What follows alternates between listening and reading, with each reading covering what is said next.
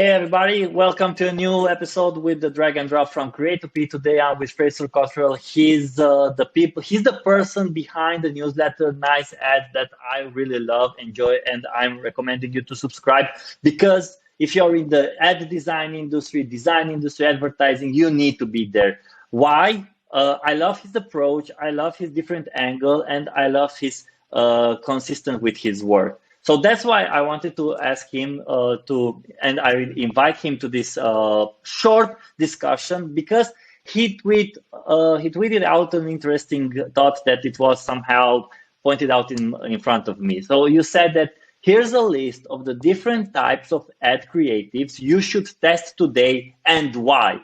And you said like this: UGC, social proof; GIFs, shows USPs quickly; high production, builds customer trust; static, easy to create, and product first. Let's divide all these four examples. UGC, why do you think they are great as a social proof?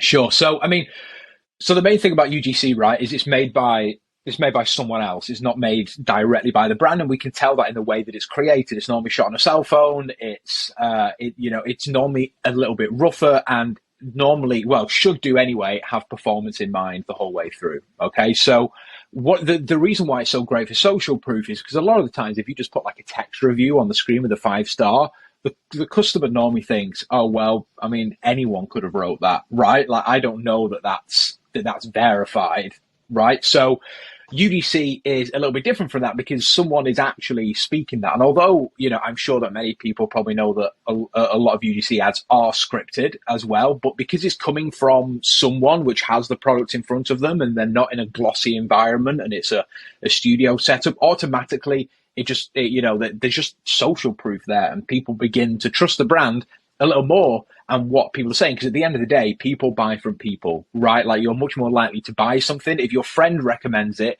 than if you see an advert on TV. So you recommend somehow, because I'm trying to read between the lines, is that first you should start working with some content creators, some influencers and stuff like that, so they can test out the product. And after that, when they are publishing that videos, you can use it as a social proof, right? Yeah, so I think right now with the way that the industry is, we have a few different types of like UGC videos, right? We have influencer videos, which normally you might be sending out, whether it's on a gifting basis or whatever, or it's a collaboration. You'll send out the product to them with the agreement that they're going to make a video. You can post that video, but most importantly, the influencer is going to post that on their channel, whether they're a micro influencer or they have millions of followers, whatever it is. You're buying two things: you're buying the content and you're buying the reach, right? So that's influencer. But then you have UGC, user-generated content, which is normally created by a UGC creator, whether that's someone which is maybe an actor and they know how to shoot our stuff, or maybe it's just someone that is really good at talking on camera, really good at shooting with their cell phone, whatever that is, right? And then you have what I'd say is probably the optimal way to make user-generated content, which is with actors, right? You direct the actors on how to deliver a message, you direct them on the shots that they want, and then you combine that all as an editor so that you can put it together and you can create a really solid video. The easiest way to get started in this is just to reach out to UGC creators because they'll do everything for you. So they'll do the editing, everything like that. But then if you want to really dial things in and really go down the performance route, then you want to look at things like actors. However, if you also want the social reach as well that comes with it, then influencers are definitely the way forward. Second one was GIFs. Everybody, nobody knows the real term of GIF. Yeah. GIFs. Here in Romania, we say GIFs. Everybody there say GIF, and everybody's finding their own way to say about this term, and that's very interesting about this format. So it shows unique selling proposition quickly. Tell me more about this. Yeah, for sure. Yeah. So, the thing with GIFs is it fits really nicely into the changing the way that as users we're adapted to platforms, right? Facebook used to be the place we used to always watch videos because Facebook was, it just had a great way to watch videos. Now that TikTok's come along, that's normally where consumers are spending the majority of the time when it comes to watching videos apart from YouTube. And so the habits have changed on the platform, and that's why static ads are now really powerful on Meta and on Facebook again, because scrolling habits have changed and people aren't really committing to watching a video on YouTube. However, video data is so important when it comes to things like retargeting and, seeing how successful an ad is, right? So GIFs hit it right in the middle, where you can have a really nicely designed static ad essentially, and then you just add in a bit of animation in order to take advantage of all the things that come with video, right? Whether it's like some text coming on the screen, or it's some animation with the image, whatever that is. It just allows you to take advantage of both sides of the coin and display things like USPs really quickly. You can have them calling out on the image, and they're just really nice to look at as well. I think if you have a really nicely designed and animated GIF, it's miles better than a static, but you still have that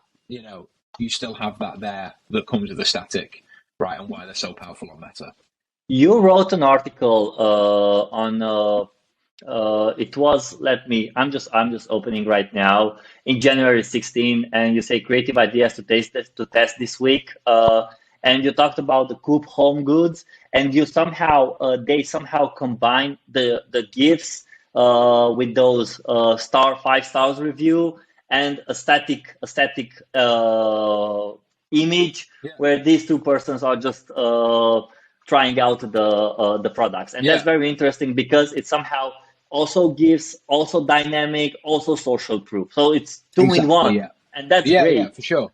Yeah, I mean, the more boxes you can tick, then, the more likely that this advert is to perform, right? I think using reviews and GIFs is incredibly powerful. I suggest that everybody should try this and test it out on their account. It's just simply having, like maybe 2 reviews coming up, like big, bold claims like, this product changed my life. This product changed the way that I go about my day-to-day life, right? We want to hit people with those really strong claims. And then, a big 5-star icon, there's nothing more appealing to the eye than that, right? And then putting that into a GIF, really helps the algorithm push the stuff to the right people. Yeah. So, and the third one that was somehow intriguing for me, it's about the high production. Why it was a little bit intriguing for me, because the high production from these days on vertical videos are very directly and a lot of different from the high production on the 30 seconds, the old traditional way. Everybody just, hey, we invest hundreds of thousands of dollars in this one, and then we just put it in TV and wait the customer to come to our door. But now you have this high production in the short videos, and you have not just only understand how to create that video, but also understand where that video will be published. TikTok is so different than YouTube Shorts, then different from Instagram Reels, then also different from Pinterest in idea. And that's very interesting. So tell me about the high production, how they can build the customer trust. So high production is obviously something which people directly correspond with, like TVCs, right? TV commercials. And, with good reason, because if you saw a cell phone video on your TV, you'd be like, what is this amateur doing, right? Because it has certain connotations that go with it.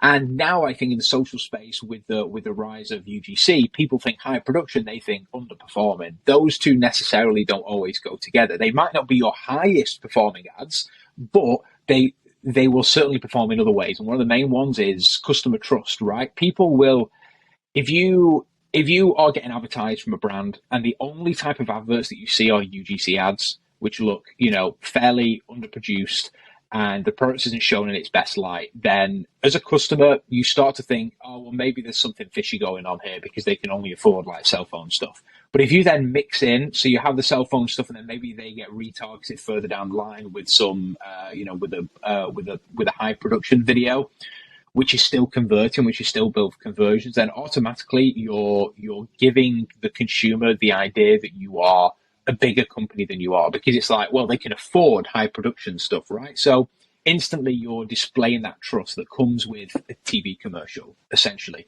What's important there that you mentioned is the platform, right?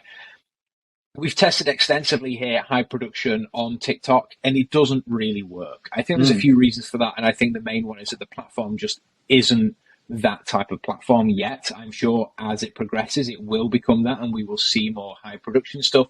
But I think it just doesn't naturally fit into the feed yet because there's not enough organic footage being shot like that. Instead, we're seeing, pretty much everything is shot on a phone, right? So in order to fit in that feed effectively so that people don't just swipe past you straight away, UGC is always going to be the way, I think, at least for a while, when it comes to TikTok. However, Instagram stories especially, I think now is kind of at the point where you can very seamlessly put in high production stuff, and people will definitely click on that 100%. Same when it goes to the with the Instagram feed. I think Instagram has become more and more a curated place for us, where we'll go and you'll see much higher produced stuff from brands, and that's perfectly fine, and we're happy with that, right? So the high production stuff fits beautifully into the Instagram and Facebook feed really well, I think. But I need to preface this with the fact that this needs to be high performance stuff. Just filming something that looks really nice, or hiring a videographer with a fancy camera and getting them to shoot some stuff. Yeah, it'll look great, but it might not perform right. You still need all those techniques that we gain from things like UGC. We still need to put them into our high production stuff, basically, right? So just think it's high production, just a way to gloss things up, make them look prettier, but then bring in those techniques like native text and like text to speech and all that kind of stuff. Bring them into the high production video, so we still have that nice mix of social first as well as the high production stuff. Okay, got it. And the last one, it was about the static, like easy to create and product first. Well, in this world where everybody's creating videos, do we still need static ads?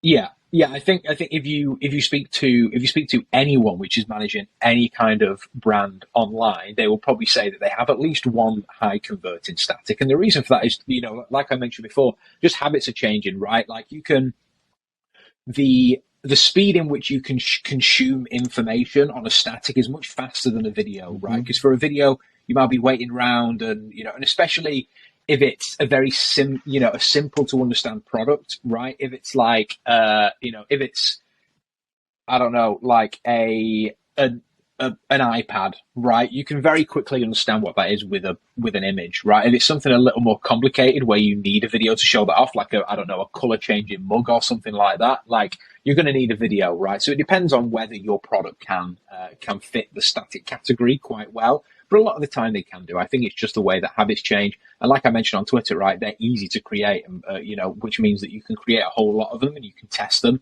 Even if it's testing from a messaging side, just so you can test a lot of copy, see what copy works, and then roll that out to your video assets.